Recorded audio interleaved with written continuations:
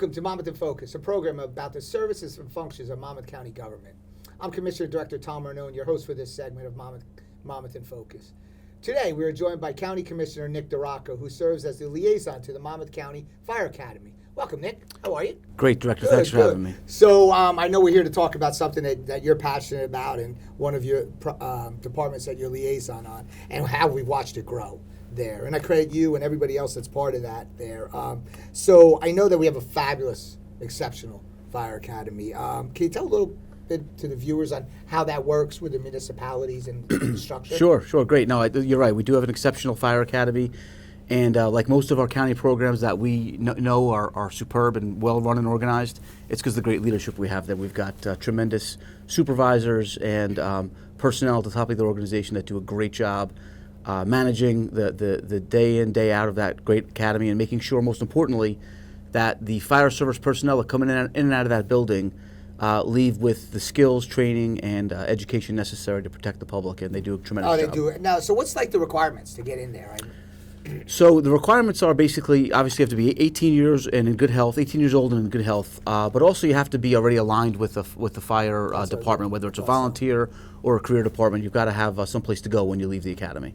So I know that they offer a lot of courses, and a lot of people have the misconception that the academy is only for new firefighters. I don't think that's the case. No, that's not the case. You're right. I mean, the bread and butter of the fire academy is the Firefighter 1 and Firefighter 2 courses, which are the general basic training courses that every firefighter needs, but there are a number of other training opportunities there. There's always advancements, as we know, in fire service in terms of equipment and training and apparatus, and so the Fire Academy offers training to ensure that all of our firefighters have the opportunity to go back for continuing education and learn all those new techniques and I know that there's roughly, I don't know if it's goes every year the same way, but traditionally, there's at least 2 graduations every year.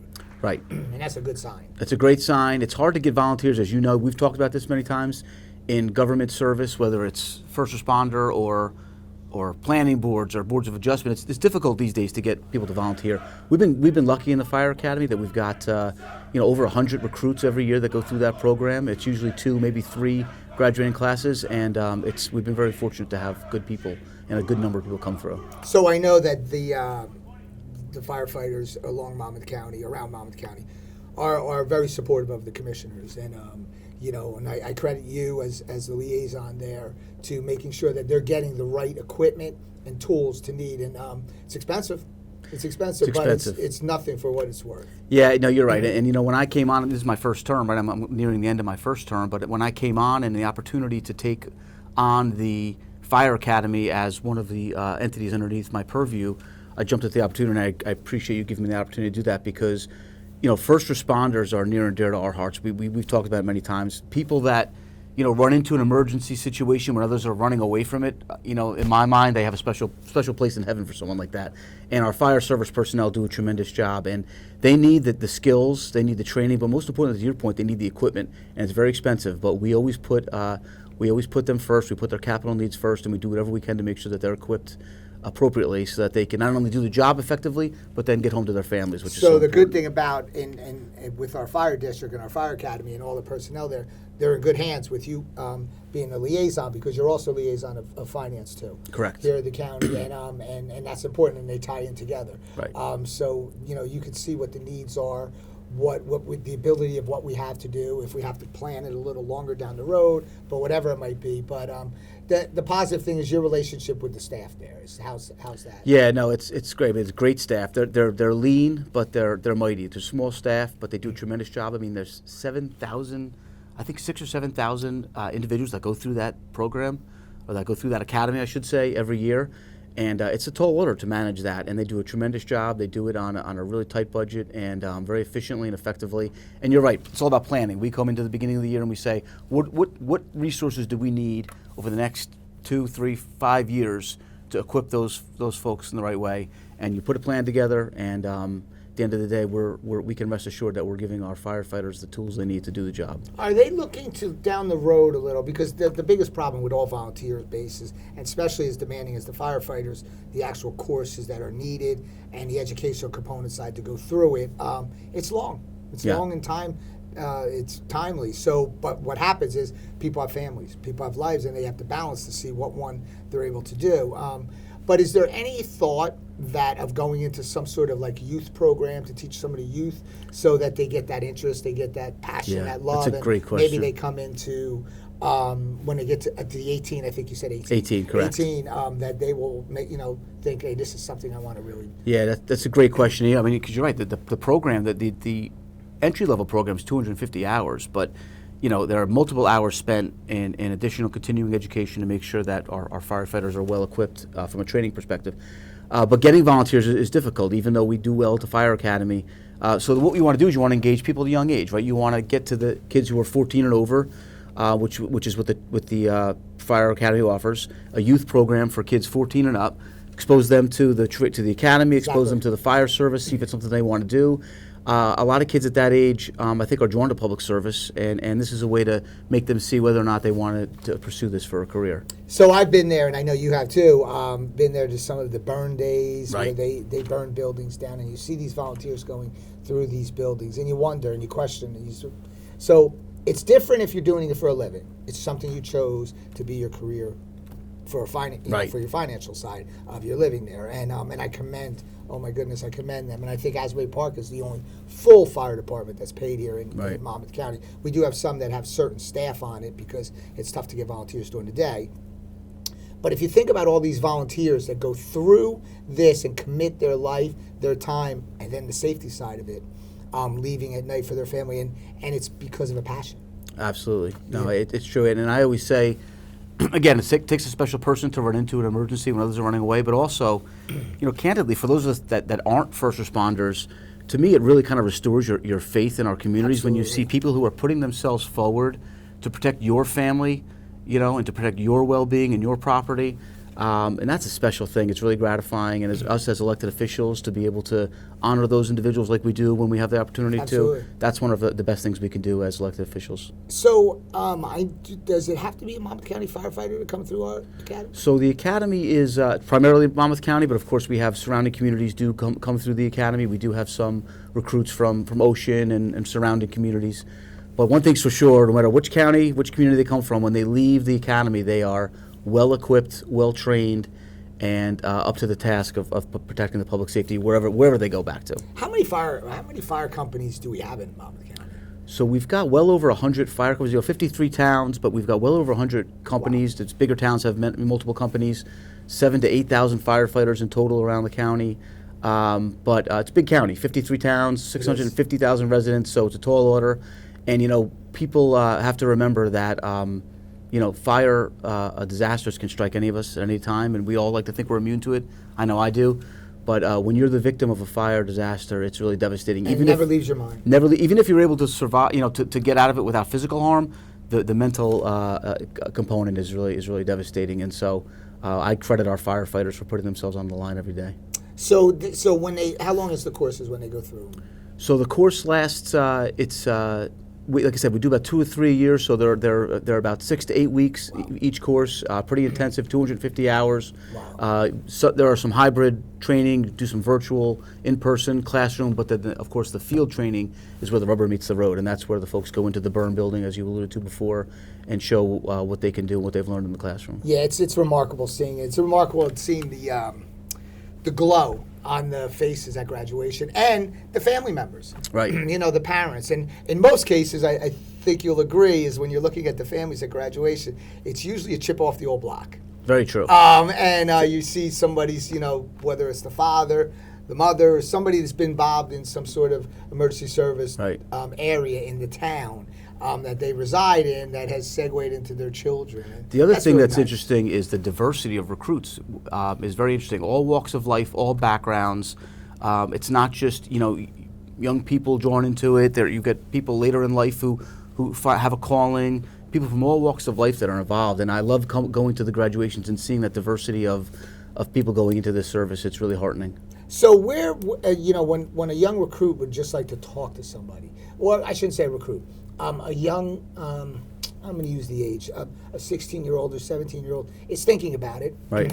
Obviously, he talks to people in his own town, but he would like to talk to some anybody on the county level. Right. Would that have the ability to do that? Yeah, well, we have a lot of resources available. I mean, first of all, if you look at our website, That's what I was gonna get we've to. got a really, on the county's main website, there's a fire safety section. Tremendous resources there about, not only about the academy, but about fire safety tips, things like that. And I would urge folks who are interested to take a look at the website, poke around, see what interests you, and reach out to the academy. The individuals there are always willing to talk to anyone who wants to learn more about what goes on there. We all have known, and I'm sure every one of us know firemen throughout the county, and the one thing they are is passionate about their field. Absolutely. And thank God for that, because if they weren't, we wouldn't have the safety that we have here in Monmouth County. So, Nick, I want to thank you, and I want to commend you because I've been here 11 years, and I saw you come in and hit the ground running with your departments and your committees, and done a phenomenal job. Your personal side of experience has transcended to the county side, which has been like effortless. So well, thank you. I want to thank appreciate you that. and the residents of Monmouth County, but also I'm sure like to thank you too, because you're good leadership, and you're a good. You got your head on your shoulders where you're level-headed and you're calm and peaceful. Maybe something different than maybe I am. But with that being said, Thank you, Director. I appreciate that. It's great having you as my partner there, and looking forward to continuing our years of service here. Me too. Thank you for joining us on Monmouth in Focus. This was a segment on our Fire Academy. There's so much we have to offer here in Monmouth County. It's so special for us as commissioners to get the word out to the public and let them know the resources that they have there and where to get them. So thank you, and have a great day. The Garden State Film Festival! Hi, it's Daniel Baldwin. I'm here with AC Mike at the Garden State Film Festival here in Asbury Park. Come on. This is Matthew Modine on behalf of the Garden State Film Festival. This is your chance to see great films. The globally recognized Garden State Film Festival returns. View the best independent films from the comfort of your home or be with us in person at our hybrid festival with both virtual and live in-person screenings and events. For tickets, go to gsff.org.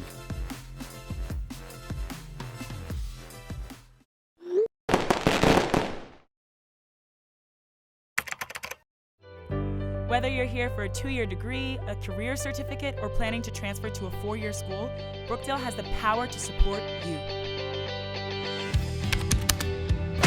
Welcome to Brookdale. We've asked former students for their advice to help get you started.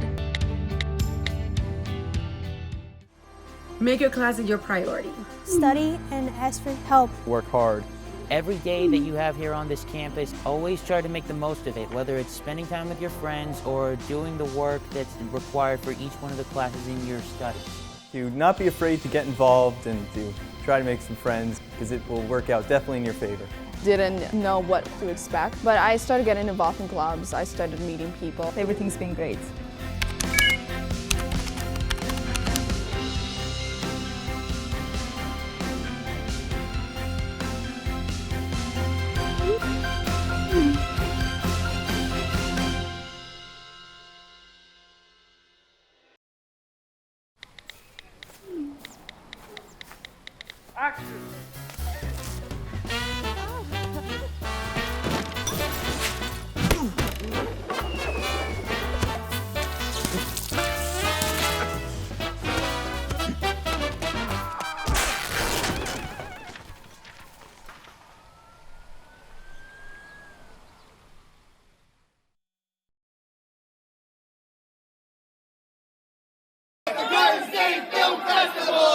Hi, it's Daniel Baldwin. I'm here with AC Mike at the Garden State Film Festival here in Asbury Park. Come on. This is Matthew Modine on behalf of the Garden State Film Festival. This is your chance to see great films. The globally recognized Garden State Film Festival returns. View the best independent films from the comfort of your home or be with us in person at our hybrid festival with both virtual and live in-person screenings and events. For tickets, go to gsff.org.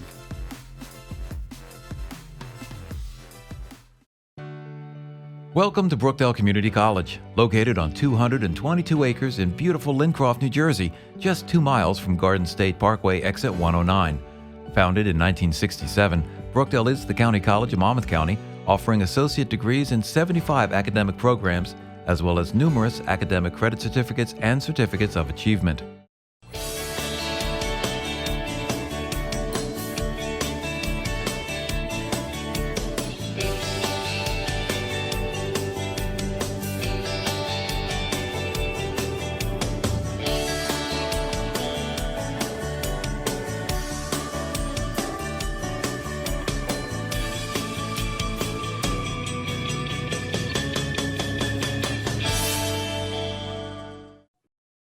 Welcome to Monmouth in Focus, a program about the services and functions of Monmouth County government. I'm Commissioner Director Tom Arnone, your host for this segment of Monmouth in Focus. Today we are joined by County Commissioner Lillian Berry to talk about a remarkable organization, Soldier On, which helps our veterans in need. I was able to be there with Lillian as she went through there, and she has a long history to explain to us of the whole program. But it's remarkable. It's truly remarkable, and I think everybody's going to really enjoy hearing all the great things Lillian has to present to us. So Lillian, welcome. It's great. It's great to be here with you. And I know that there's many things in government that both you and I do and the rest of the commissioners and people in general that are in elected office. But then there's certain things that are super special. Yes. And I know that this is close to your heart because I saw how long you worked on it. So maybe to the public you could just explain a little bit of what Soldier On is about. Okay, very gladly. But you know, an organization is as good as the people who support it and are involved in it. With Soldier On, there are some outstanding names that come to mind, to me personally. And Soldier On is a nonprofit organization, and it's, you could say its beginnings were in Massachusetts. And that's where they really do most of their work and focus. But there was a gentleman, and he's still there, but not as active as he had been, and that's Jack Downing. And he is a force to be reckoned with. And he was never going to take no as an answer. So Jack was the one I met for the first time, and I was hooked. This man was just remarkable in what he believed in, and he would always say, and I'll tell you the rest of the story. The rest of the story being that these were homeless or neglected veterans, and we were changing that. This was going to change. It wasn't going to continue that way. And believe me, it didn't. So it took me 12 years. You know, with me, that length of time is not too, and Tom, you know that. Yes. Oh, I know. It doesn't matter. Let's finish the project. I don't give up. That's all there is to it. And so I had the good fortune of being told by my husband, who is a veteran, by the way, I think it would be a good idea, Lillian, if you read this article in Officers Magazine, which he gets periodically, because he is a retired officer from the Coast Guard. He was a captain, and he still is. You don't lose that rank. So I have to salute him. I've never seen that, by the way. But go ahead. Nobody will. But at any rate, and the article really focused on Soldier On in Massachusetts and this gentleman that I mentioned, Jack Downing. So I did read it, and from that came the connection. Yes. And so he, as I said before, he was a force to be reckoned with. So he came down to Monmouth County, and I told him what my interests were, was to develop something like that right here in Monmouth County. We knew of the number of homeless veterans that existed here, and they were well over 200. So he didn't hesitate. And from there, we went over to Seabrook, and who did we meet with but Gary Baldwin? And Gary. And at that time, he was a councilman. He was actually the president of the council, yeah. And he and I served together on Fort Monmouth Authority, right? So he was no stranger to me, and he's also a legitimate veteran. Oh yes. So from there, we decided we would focus on the different municipalities on Fort Monmouth. How did you come across I know that there was some different parcels that you were looking at, like you said, in the different municipalities, but it's ironic because, and I've been fortunate enough, Lil, as you know, that we were on the board together when you first dove into this project, and so I did watch the period of time there that you worked so diligently hard and ran through some obstacles there, but you overcame those obstacles. And you know, looking at where the place is built now, which we were just at, which they recognized you and honored you for your hard work, dedication, and commitment there, which was it's like that was like the perfect place for it, the perfect place to build that establishment for the people that are in need. And you know what? There's still more in Monmouth County that need help, but at least we broke the ice because of what you took on there, and now we're going to move forward, and hopefully this will be something that people realize is needed through not just the county, the state. But how did you come across that piece of land? That piece, there's a gentleman called Jerry Turning. Now, Jerry Turning at the time was mayor of Tinton Falls, and also had some connection with the Fort Monmouth Authority, and he saw that we were struggling to find a place that we would be welcomed and would be most appropriate for what we were hoping to accomplish, and that was a soldier-on facility. So he stepped forward and he said, "Lillian, I have 11 acres that actually belong to Tinton Falls, but I can make it available to you and the organization, and I think we can do it for $1." I said, well, how could I argue those terms? I mean, I negotiate as part of my living. There was no negotiation here. And so at any rate, his comment was, it's the right thing to do. And that has stayed with me through it all, because that's exactly what it was, the right thing to do. So after picking, you know, that was the hardest part. Yeah, it's right near Seabrook, by the way. Right, exactly. But that was the hardest part to get to that point. But then opening up the doors and filling the beds there, which I'm sure from what I heard at your recognition there was that there's a waiting list now. Yes, there is. But I'm sure there's a structure of how they pay rent and stuff like that, and it goes by their, I would think, their income and their needs. To a degree, yes. And their needs, and I would think. Needs, absolutely. So, and who created that? Is that part of the Soldier On process? Well, yes and no. They're affiliated only because of someone like Jack Downing with the VA, the Veterans Administration, and that functions out of Washington. And I would say monthly, Jack Downing would make a visit there and keep them very much apprised of what he was focusing on and how important this was. And he didn't miss a beat. So, at any rate, that's really that's how it special. about. So, like, do the veterans that is there a certain need to be able to require them to go inside this establishment? Well, they do look at income. Sure. The focus is on low and moderate income. That's the type of housing.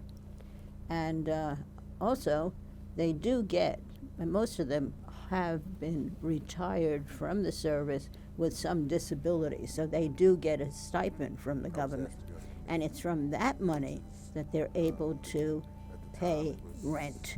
The hope is, in the end, that will eventually transition into ownership, and they will own their unit. So so there's a potential at the end, and for the individual that goes in the door for the first time, that they could potentially own that unit. Absolutely. That's a great program. Yeah, That's it a great is. program. It is. And you just have to visit this place. It just is beyond my expectations. I never thought it would, not only how it functions and how it's set up, but architecturally, which I'm very sensitive to, it just is beautiful. Well, it blends in with the area environment, doesn't it? And the community. And to be honest with you, it's not, I'm not going to say it's not modern, because it is very modern, but the way it was architecturally designed, it gives a look to a veteran that a more comfort feeling, a home feeling. That's a very good point. It's true. And when I was walking around on the Friday night that we were there, I was amazed with the same thing, because obviously I like that component too, the architectural side of it. And it blended into need that was there for the veterans. But I have to tell you, Monmouth County does, they see this, they read it in the newspaper, they read the great things you did with that, and you did. You and all this, Gary Baldwin, Jerry Turney, everybody that was part of it. They see the ribbon cuttings, they see all that, but they don't know the work that the 12 years that went behind it. So, as a fellow commissioner of yours, I saw it.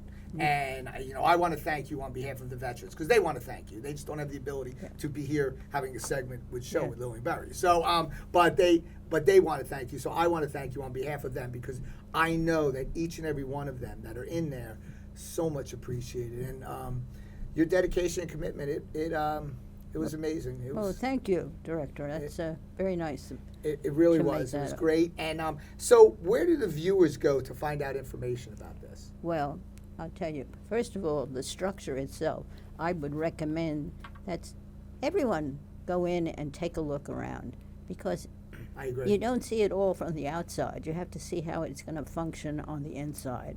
And what they are hopeful of, and I know they'll accomplish this, is to create a community for these people, that they have a home, that they can have roots. And that's very important to them. You could see that. You could see, and you could just see, by the way, what they designed with some of the programs and everything that they're trying to create, or they're going to give it their best to try to create a community type, a home feeling where people get to know each other. These vets get to know each other. These vets become friends. And yes, exactly. So I want to thank you. This was something really special. I know it was special and passionate to you personally and professionally. And you don't hear it many times, but the people of Monmouth County really appreciate what you did there. It was special, and on behalf of the rest of the commissioners, thank you, because that made us look real good, and you did a great job. Well, it was good to have your support. Thank you. Absolutely. Thank you. So thank you for coming to Monmouth in Focus, another one of our segments. I want to thank Freeholder Commissioner. I might say that name this time. You can go back to Barry, and I look forward to seeing the rest of the public in some more shows and giving the information about Thank you.